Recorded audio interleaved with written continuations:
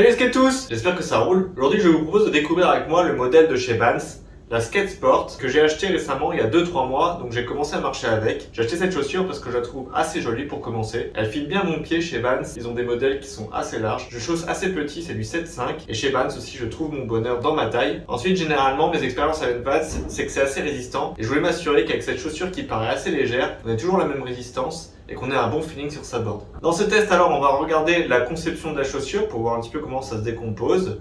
Ensuite je vais vous donner mes premières impressions et puis je vais aller skater avec et vous verrez au fur et à mesure du temps comment elle se comporte et je vous donnerai bien entendu mes impressions au fur et à mesure. Allez c'est parti. J'ai récupéré ce modèle spécial qui est une collaboration avec Elena Long, une skateboardeuse londonienne du crew de chez Vans. Je l'ai trouvé assez chouette parce qu'il y a ces petites coutures blanches qui donnent un aspect bien fini à la chaussure. On voit ici qu'il y a des petites parties en cuir aussi qui sont assez jolies et la languette aussi en cuir renforcé qui paraît assez résistante. Avec ses lacets blancs que je trouve être assez contrasté avec le reste de la chaussure en noir. C'est un cuir retourné, je trouve ça assez résistant, comme l'ont prouvé mes précédentes chaussures de skate qui étaient des New Balance. J'ai d'ailleurs fait une vidéo sur celle-ci aussi. Ces chaussures m'ont inspiré confiance au moment de les acheter parce que j'ai vu cette longue bande en caoutchouc qui m'a l'air très résistante sur tout le côté de la chaussure et qui est en un seul morceau. En plus, on imagine que là il y a cette partie qui est doublée et donc qui doit être particulièrement résistante aussi, notamment pour les kickflips ou tous les tricks avec le bout du pied. J'aime bien aussi l'idée d'avoir une semelle gaufrée qu'ils ont typiquement chez Vans. Je trouve que ça apporte de la durabilité et ça maintient un certain feeling par rapport à la board. Cette chaussure, elle est équipée de 2 élastiques qui maintiennent la languette pour éviter qu'elle se balade de gauche à droite pendant que vous faites du skate. Aussi, vous voyez qu'il y a une semelle de type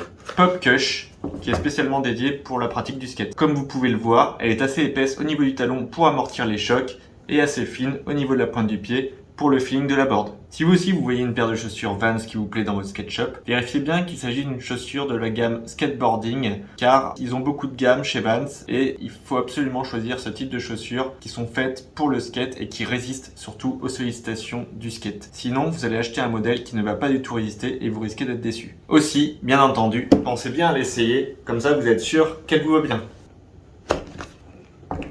N'hésitez pas à demander au vendeur si c'est la bonne taille ou si vous ne devriez pas prendre au-dessus. Il faut que vous soyez à l'aise, faites quelques pas dans le magasin avec les 2 chaussures pour être sûr que c'est le bon modèle qu'il vous faut. C'est une chaussure basse, donc faut pas s'attendre à avoir un gros maintien du pied ni une grosse protection de la cheville. C'est normal parce que c'est une conception qui est faite pour être légère et c'est principalement les types de chaussures que moi je préfère skater. Notamment dans des périodes un peu chaudes, l'été par exemple. Ça reste quand même une chaussure qui est bien renforcée normalement pour résister et qui reste souple comme on peut le voir là j'espère. Et c'est ce qu'on vérifiera dans la pratique. J'ai acheté cette paire de chaussures il y a 2 mois et demi dans un petit shop à Paris, 90 €.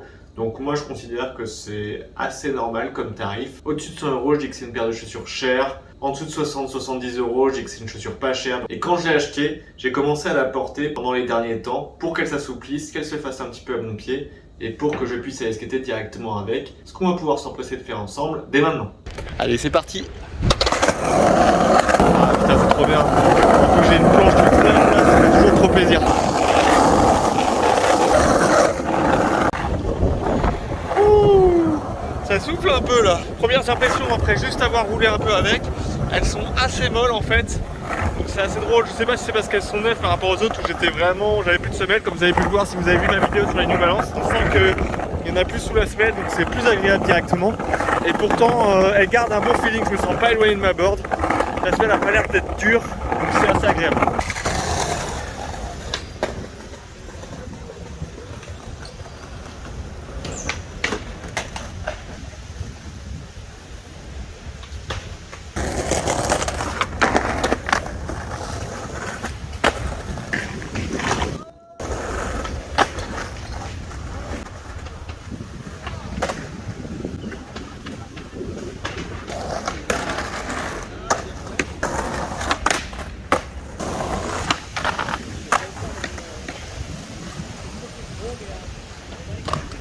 Résultat de cette première petite session de 1 heure en skate, j'essaie de faire pas mal de tricks en switch, en ollie, un peu dans tous les sens, voilà, ollie, etc. pour essayer de les éprouver au maximum. C'est comme des petits chaussons honnêtement, je suis très heureux là. Donc ça commence très bien, confirme, la semelle est assez souple, les chaussures sont confortables, on a un bon amorti honnêtement, on le ressent.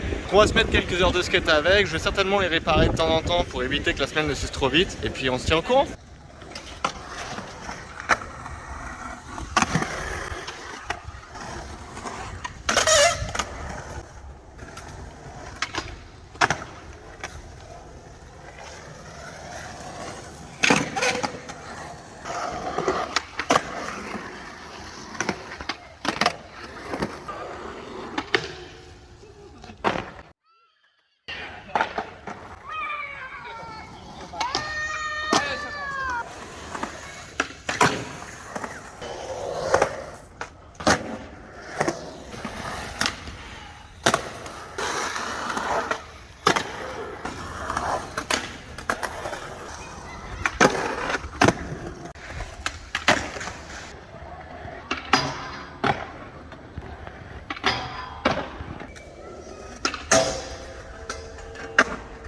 Allez, premier point d'étape après les 5 premières heures de skate, voici à quoi les chaussures ressemblent. On peut dire que là, ça s'use à peu près normalement. Il n'y a pas de problème particulier, c'est assez agréable à skater aussi. On voit que ça commence à être attaqué un petit peu ici au niveau des lacets et au niveau du caoutchouc. Je vais mettre un petit peu de rip care pour protéger. Et voici la chaussure droite, la chaussure de mon switch. Pareil, je vais la protéger un petit peu. Voilà, juste un petit peu de protection comme ça. Voilà.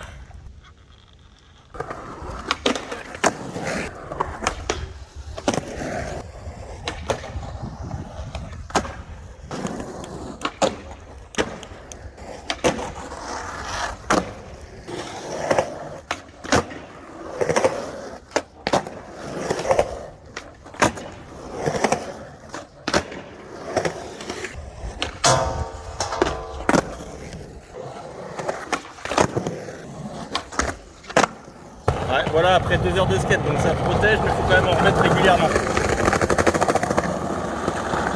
On rebadigeonne juste un petit peu là où c'est le plus usé, et voilà. En tout cas, en attendant, ce que je peux vous dire, c'est que cette chaussure, moi je la trouve assez confortable, légère. On sent qu'il y a un bon amorti, j'ai un bon feeling de la board. On verra après, au niveau de la semelle, comment ça évolue. Mais en attendant, je trouve ça très chouette, agréable, bien fité. Franchement, j'ai encore rien à y redire.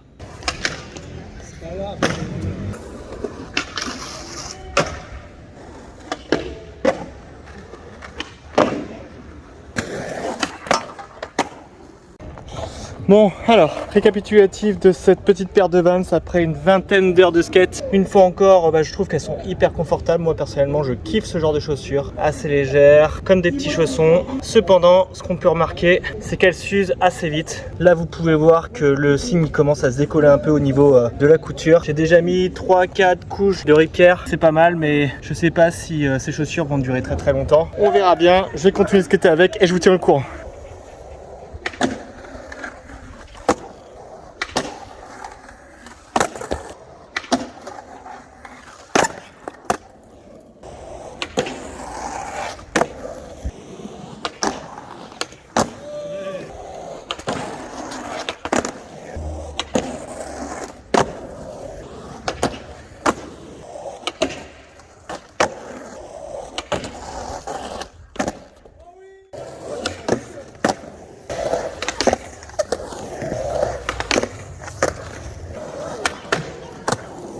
On arrive à une trentaine d'heures avec cette petite Vans de skate. Ce qu'on peut remarquer là, à l'avant du pied, au bout, ça s'ouvre. Donc ça, clairement, c'est moins chouette. Je pense que ça va réduire significativement la durée de vie de cette paire de chaussures. Je vais essayer de les maintenir avec un peu de colle, mais honnêtement, je ne sais pas si ça va tenir des masses.